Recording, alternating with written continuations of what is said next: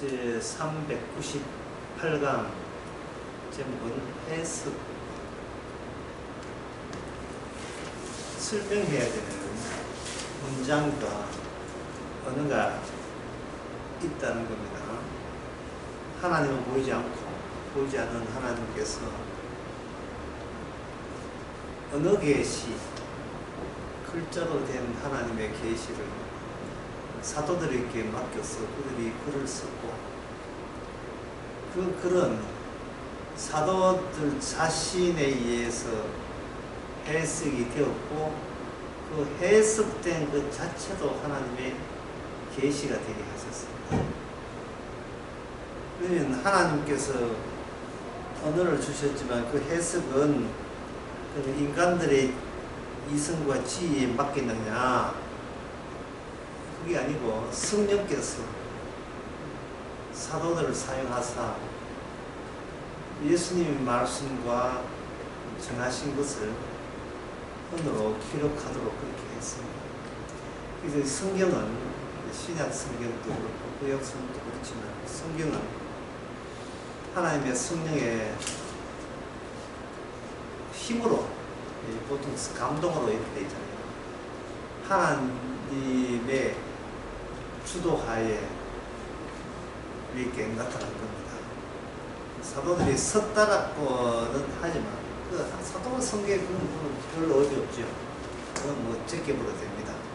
누가 썼던 간에 그건 큰 문제 아니고요. 주님의 주도하에 그러한 성경이 하나님의 계시로서 남겨졌다는 게 중요합니다. 그래서 이 성경 해석, 성경에서 더 넘어가는 자도 용납하지 않고 빼는 자도 용납되지 않고, 그리고 이 성경 말씀에 나오는 이 복음을 듣고 읽고 듣고 믿게 된 자가 복이 있고, 그들이 복음의 말씀을 들음으로 그들이 복이 있는 그 상태로서 구원받는 방법을 주님께서 사용하셨습니다. 근데 여기에 대해서 인간들은 다음과 같이 걱정을 해요. 다 지켜야 됩니까? 다 지켜야 됩니까? 이렇게 걱정을 하는데, 성경에 인간이 지킬 것은 하나님께서 하나도 주시지 않았어요. 그 지킬 것이 하나도 없다는 것, 그게 믿음의 내용이 돼요. 지켜서 구원받는 것이 아니다는 것을,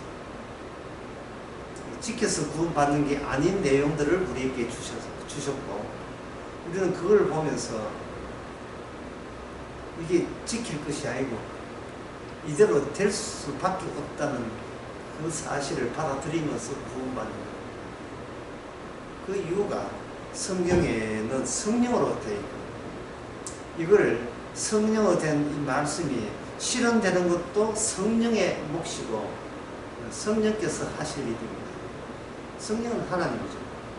하나님이 일을 하시는데 인간이 금방지게 지가 나도 좀 했습니다 할 수 없도록 그렇게 하셨습니다. 그래서 이렇게 보게 되면 이 성경을 설명하고 해석한 데 있었어요. 필수적으로 성령 받은 사람이 제시되어서 그들로 인하여 복음 전파를 하게 하셨습니다.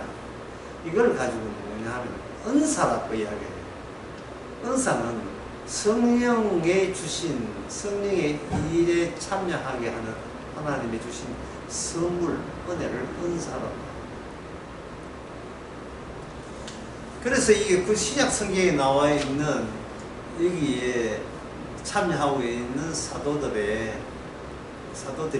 구약 성경이나 예수님이 하신 그 말씀에 대해서 어떤 식으로 해석을 하는지, 그 해석 원리를 우리가 받아들일 필요가 있죠. 물론 조건은 우리도 같이 동일하게 성령을 받아야 이것을 동의할 수 있습니다.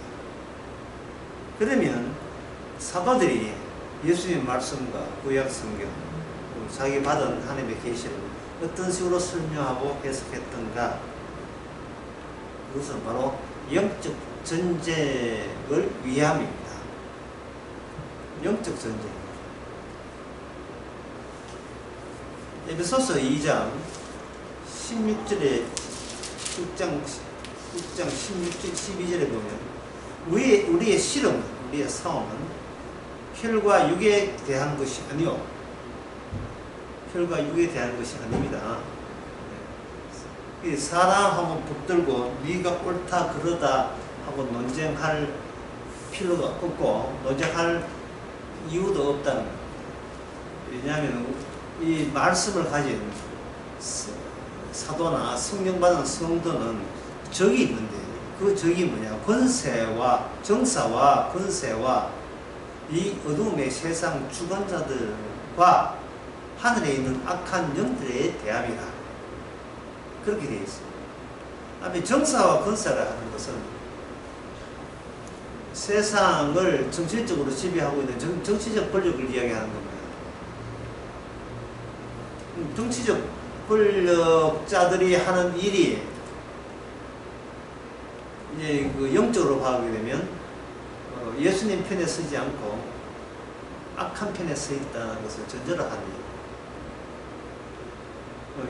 왜 그러냐 하면 십자가 사건을 반복해야 되기 때문에 그렇습니다.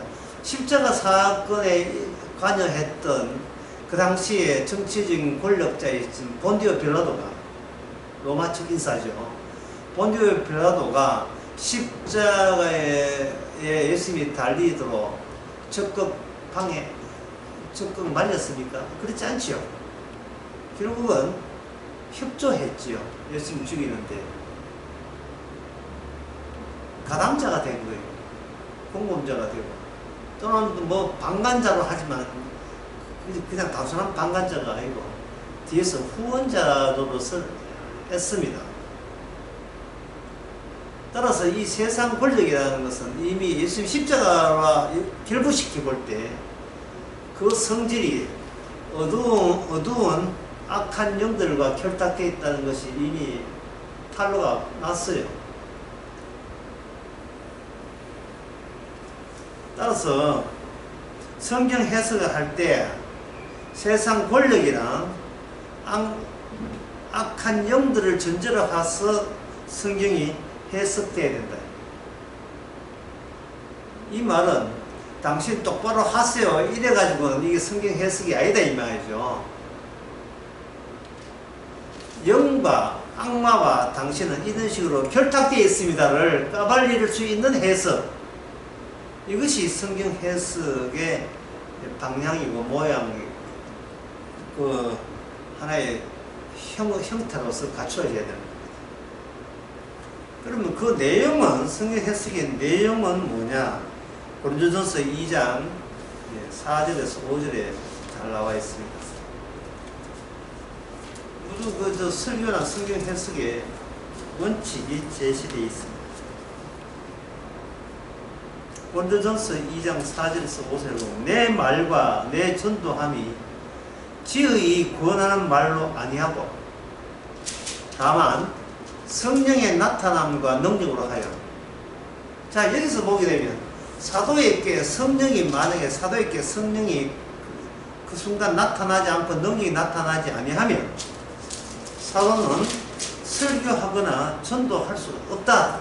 그렇게 되는 겁니다. 그 말을 같은 말로 성령의 나타나심과 능력이 오게 되면 전도를 하기 싫어도 전도를 해야만 한다. 같은 뜻이죠. 그럼 왜 이렇게 내 전도함과 지혜에 권하지 말로, 귀한 그런 말로 하지 않아야 되는가? 그게 5절에 그 이유가 나와 있습니다. 사도가 전하는 그 말씀, 그 계시를 제대로 받은 사람들은 다음과 같은 공통된 고백을 하게 되는데 5절입니다. 너의 믿음이, 우리 입장에서 나의 믿음이죠. 나의 믿음이 사람의 지혜에 있지 않고 나의 지혜에 있지 않고 다만 하나님의 능력에 있게 하라 하십니다. 이것이 모든 성경 해석에 다 적용돼야 돼요. 첫 번째로 제가 성경 해석 적용되는 방법은, 성경 해석은 악한 영들을 노리면서 바라보면서 성경을 해석해야 된다. 예, 인간이 뭐 열심히 하고 이런 성경 해석 들어가면 안 되죠.